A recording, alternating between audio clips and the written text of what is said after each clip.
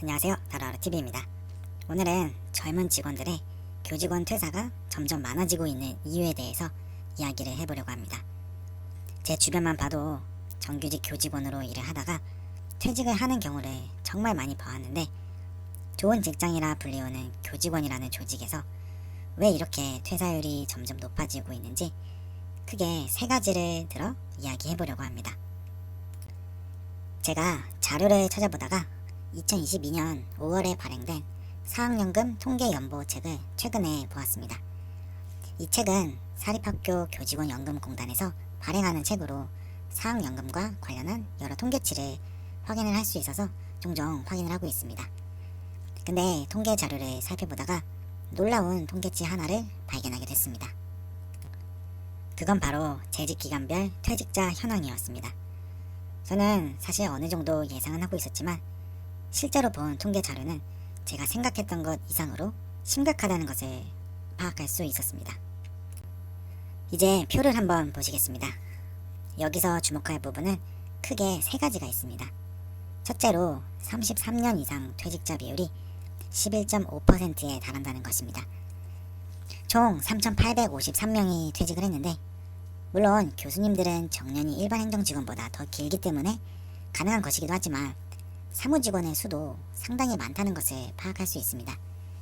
이 말은 즉 교직원은 정년보장이 된다는 결정적인 증거이기도 합니다.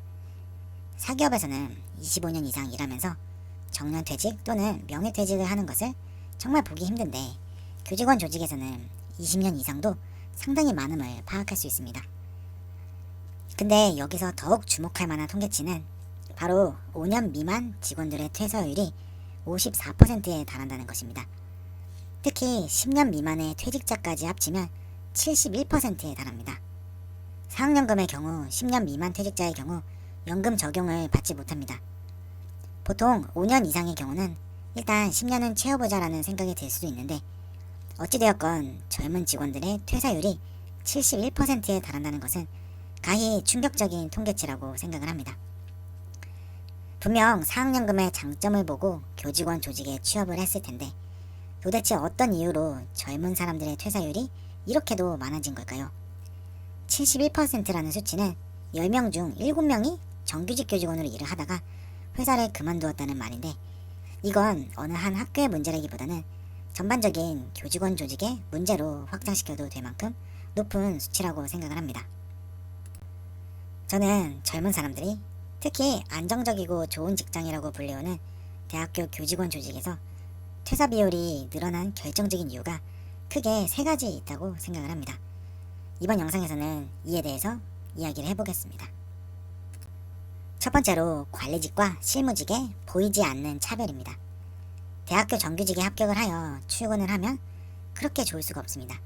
사학연금도 적용되고 교직원 공제에 가입 코드도 받고, 이제는 학생증이 아닌 교직원증을 목에 걸고 다니면서 한손에는 커피 한 잔 들면 이게 바로 내가 꿈꾸던 직장 생활인 것 같다는 생각이 들 것입니다. 근데 이런 느낌은 오래 가봐야 최대 1년 이내로 다 사라지고, 조직에 속해서 일을 하다 보면 기존 관리직들과 인사 규정에서 차이가 있음을 발견하게 되실 겁니다. 물론 모든 대학이 다 그런 것은 아니겠지만 생각보다 많은 학교들이 관리직과 실무직 사이에 차이가 존재하는 것으로 알고 있습니다.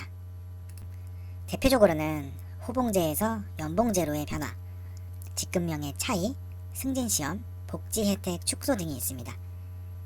물론 학교가 어려운 것도 이해를 못하는 것은 아니지만, 어찌되었건 그동안 기존 직원들과는 다른 인사체계 또는 복지체계를 가지게 되었다는 것은 새로 입사한 직원들이 생각하기에는 좀 불공평하다는 생각을 하게 됩니다.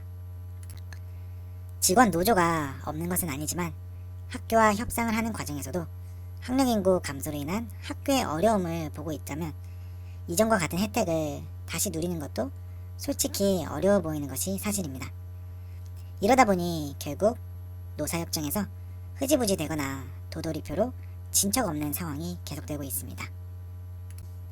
사실 교직원으로 입사한 젊은 직원들은 높은 연봉을 바라지는 않을 것입니다. 높은 연봉 대신 연금이나 복지면에서 장점을 보고 입사를 하였을 텐데, 학교가 어렵다는 이유만으로 직원들에 대한 대우가 점차 안 좋아지고 있다 보니 이에 회의감이 드는 젊은 직원들은 결국 다른 곳으로의 이직을 고려할 수밖에 없습니다. 두 번째는 계속하여 많아지는 업무와 책임들입니다. 제가 여러 조직에서 일을 하다 보니 느끼게 된 것이 하나 있다면 요즘 많은 조직들이 젊은 직원들에게 많은 업무와 책임을 지운다는 것을 알게 되었습니다.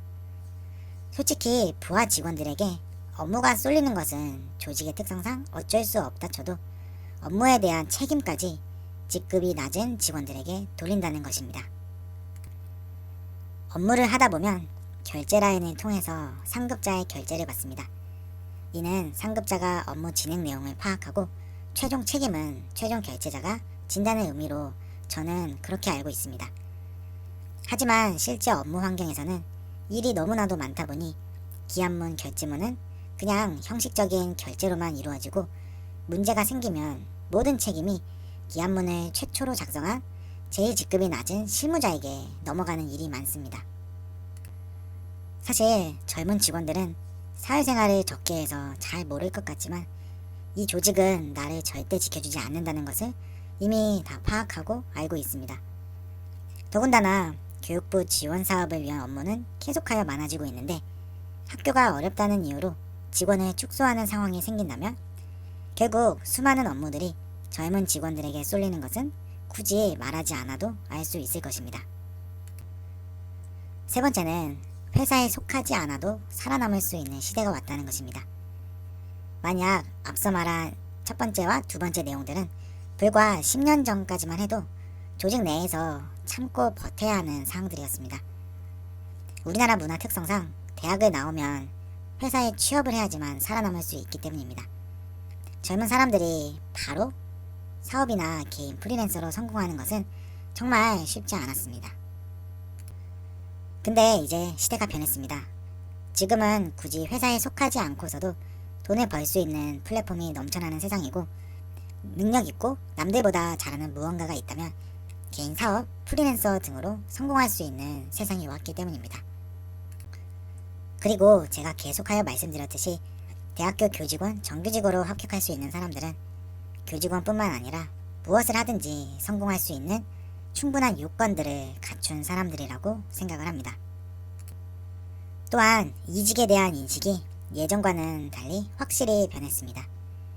제가 사회생활을 처음 시작할 때에는 회사에 입사를 했는데 중간에 퇴사를 하고 다른 곳으로 이직을 한다는 것에 굉장한 거부감이 있었습니다. 제가 퇴사를 했을 때도 제 주변에서도 저를 조직에 적응하지 못한 사람으로 취급을 하더라고요.